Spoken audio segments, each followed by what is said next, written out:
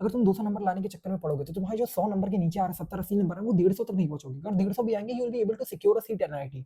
इसमें अभी 30 डेज बाकी हैं एंड अगर तुम्हारे मार्क्स अभी भी लेस देन 100 आ रहे हैं तो मैं तुमसे कुछ 5 मिनट बात करना चाहता हूँ एज अ बड़ा भाई। ओके देख यार, अगर तेरे को कुछ प्रॉब्लम होगी, कोई डिजीज होगी तो क्या करेगा? तेरे को जो मेडिसिन चाहिए होंगी, जो पर्टिकुलर प्रॉब्लम है वही मेडिसिन चाहिए होंगी। इन द सेम वे अगर तेरे लेस देन मार्क्स 100 आ रहे हैं and you are following the things जो कि 200 250 नंबर लाने के लिए होती है, अगर वो तुम करेगा क्या एग्जैक्टली तेरे नंबर इंक्रीज होंगे क्या? तो 100 के नीचे रहेगा, उससे इंक्रीज नहीं कर पाएगा। तो जो तुम्हारी प्रॉब्लम है लेस देन 100 की, वो जो सॉल्यूशन है उस चीज के लिए वो डिफरेंट होता है। मैं उसी चीज के तेरे पे बात करना चाहता हूँ। फर्स्ट थिंग दैट इज कि अगर तू अभी भी 10-10 घंटे की वन शॉट देख रहा है, प्लीज स्टॉप डूइंग इट। क्योंकि देखो काइंड ऑफ जो तुम्हारे पास टाइम है, अभी तुम्हारे पास जो टाइम बचा है 30 दिन का, अगर तुम अभी वही काम करते रहोगे, लेक्चर देख के वन शॉट देख के कंप्लीट करना, ना तुम एग्जामिनेशन में क्वेश्चन सॉल्व कर पाओगे, ना तुम्हारे नंबर आएंगे, ना तुम नंबर इंक्रीज होने वाला लेस देन 100 वाली। समझ गया? तो फर्स्ट थिंग है यार कि जो आप 10 घंटे की वन शॉट देख लो अभी के टाइम पे, वो चीज बंद करो, प्लीज बंद करो। क्योंकि आप अगर आपको लग रहा है कि 10 घंटे की अगर वन शॉट मान लो वेक्टर कैलकुलस है, ठीक है, आप उसको पूरा कंप्लीट कर लोगे क्या? नहीं काम करो वो चीज। समझ गया बात को?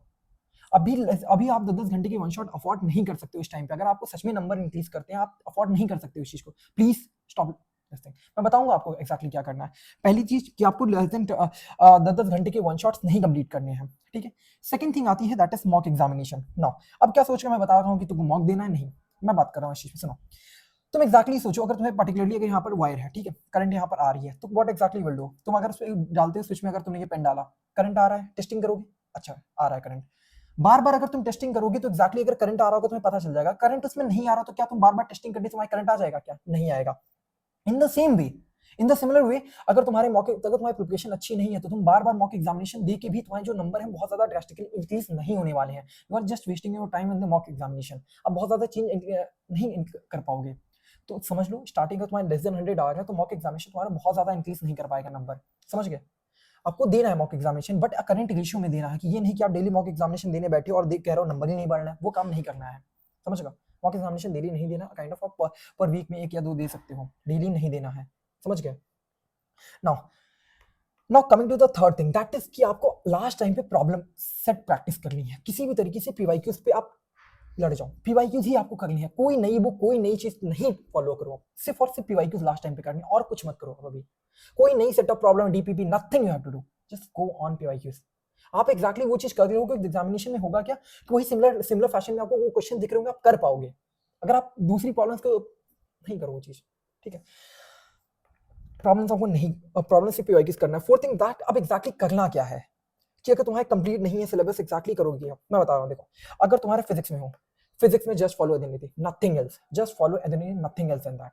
आपको क्या करना है, पर्टिकुलर आपको रिवीजन लेक्चर खोलो, पर्टिकुलर टाइम कभी ना कभी चैप्टर पढ़ा ही होगा, जो चैप्टर्स पढ़े उसके रिवीजन शॉर्ट देखो, उसके बाद न्यूमेरिकल सॉल्व करो। पर्टिकुलर 1-2 लेक्चर देख लो जिसमें अगर न्यूमेरिकल तरह सॉल्व करा, आप सीख जाओगे। एक लेक्चर भी अगर पीवाईक्यू का देखो तो आपको समझ आ जाएगा प्रॉब्लम किस तरीके से पूछा जा रहा है, किस तरीके से वो उसको फ्रेमिंग की जा रही है। अगर आप वो समझ जाओगे तो पक्का प्रॉब्लम को सीख जाओगे, किस तरीके से जो नेक्स्ट प्रॉब्लम आने वाला है, नेक्स्ट एग्जामिनेशन में आपके आएगा, आप सॉल्व कर पाओगे इस चीज को।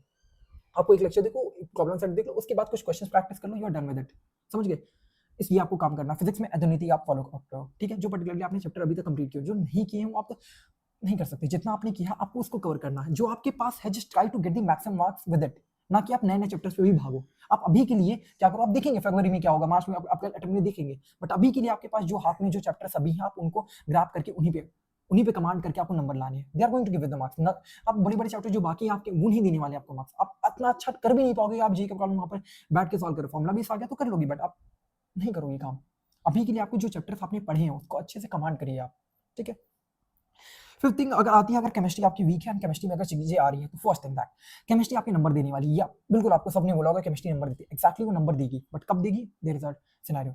देखो, सबसे पहले ऑर्गेनिक फिजिकल जो भी आपकी चीजें हैं, आप अगर आपको नहीं कंप्लीट किया, अगर नहीं रिवीजन हुआ है, तो आप क्या काम करो, फिजिक्स में आप केमिस्ट्री में आपके ऑर्गेनिक के कंप्लीट, ऑर्गेनिक हो गया, इनऑर्गेनिक जो भी चीजें हैं, पंकज सर की जो रिवीजन प्लेलिस्ट आप वहां से कंप्लीट कर सकते हो। इवन दो अगर आपने अच्छे ऑर्गेनिक कंप्लीट, बस आपको रिवीजन दे कि सारे रिएक्शन एक जगह हो, सारी चीजें क्या इंपॉर्टेंट है, वो तो अपने चैनल पे भी है, सारा मैंने कराया है वो, ठीक है, अच्छे तरीके से है। पंकज सर का शॉर्ट फॉर्म मैंने दिया है ना। आप क्या करो, इसमें क्या करना है, डायरेक्टली आपको क्या करना है, रिवीजन प्लेलिस्ट फॉलो करके आप वहां से नोट्स बनाओ, वहां से चीजें करो, कंप्लीट करो, दैट्स इट। नोट्स में नहीं बनाने आपको, बस कॉलम वहां से सीखनी है, सेटअप करनी है, दैट्स इट। जो इंपॉर्टेंट चीजें वही लिखनी है बस, ठीक है। रही बात एक और, इनऑर्गेनिक में बता रहा हूँ, याद कर लो। तुम अभी मेहनत करोगे एग्जामिनेशन से पहले तुम्हारे वहां पर क्वेश्चन सॉल्व होंगे, तुम्हें डायरेक्टली वहां आंसर पे आंसर टिक करना रहेगा। तुम अगर याद नहीं करके जाओगे तुम्हें प्रॉब्लम होगी, मैथमेटिक्स को बैठ के सॉल्व करना पड़ेगा। वो काम इससे अच्छा नॉर्मली याद कर लो। अगर आप नहीं है थोड़ा डेली एक घंटा भी रात में याद करोगे तो आपको चीजें याद हो जाएंगी and you will be able to get the marks in the examination. बहुत ज्यादा मेहनत नहीं करनी होगी इस टाइम पे। अगर आप पहले से एक घंटे भी रात में अगर नॉर्मली सिर्फ रट भी लो तब भी इतने आ जाएंगे, ठीक है। नेक्स्ट आता है दैट इज मैथमेटिक्स में। देखो काइंड ऑफ आप सोचो अभी आपके नंबर 100 से कम आ रहे हैं and you are just going to target on the एक मान लो आप बहुत अभी वीक हो, वीक कंडीशनिंग में हो एंड यू अगर आपको फाइट करनी है तो आप क्या सबसे बड़े अपोनेंट से फाइट करना चाहोगे? नहीं, obviously no. You won't be want to fight कि एक बड़े अपोनेंट से फाइट किया जाए जहां पर आप ऑब्वियसली अभी वीक हो। What you will do? You will start fighting with the people जहां से आप जिस सिनेरियो में जिससे आप जीत सको ना, जिससे आप जीत सको, जहां पर विनिंग कंडीशन ज्यादा होगी आप उससे फाइट करना चाहोगे। In the same in mathematics अभी एक वास्ट सब्जेक्ट है जहां पर आप चीजें इतनी ज्यादा वन नहीं कर सकते हो। आपके नंबर कम आ रहे हैं तो आप फिजिक्स केमिस्ट्री को टारगेट करके आप अच्छा कर सकते हैं।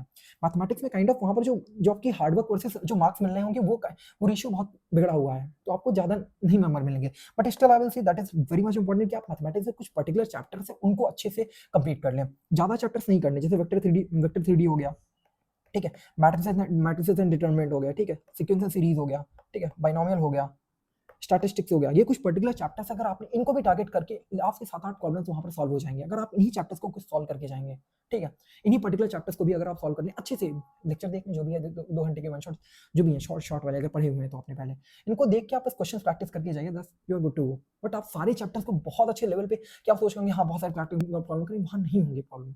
अगर आपके नंबर अभी कम आ रहे हैं तो आपका एग्जैक्टली दिक्कत अगर आ रही है तो इस चीज प्रॉब्लम में सॉल्व करिए आप। ये नहीं कि अगर वो पर्टिकुलरली आप जो होगा क्या ना, अगर तुम 200 नंबर लाने के चक्कर में पड़ोगे तो तुम्हारे जो 100 नंबर के नीचे आ रहे 70-80 नंबर है वो 150 तक नहीं पहुंचोगे। अगर 150 भी आएंगे you will be able to secure a seat at NIT. आप अगर 150 नंबर आ गए तो आप सीट सिक्योर तो कर पाओगे। अगर आप अभी भी चक्कर में पड़े रहोगे 200 के चक्कर में तो भाई आप वो भी खो दोगे।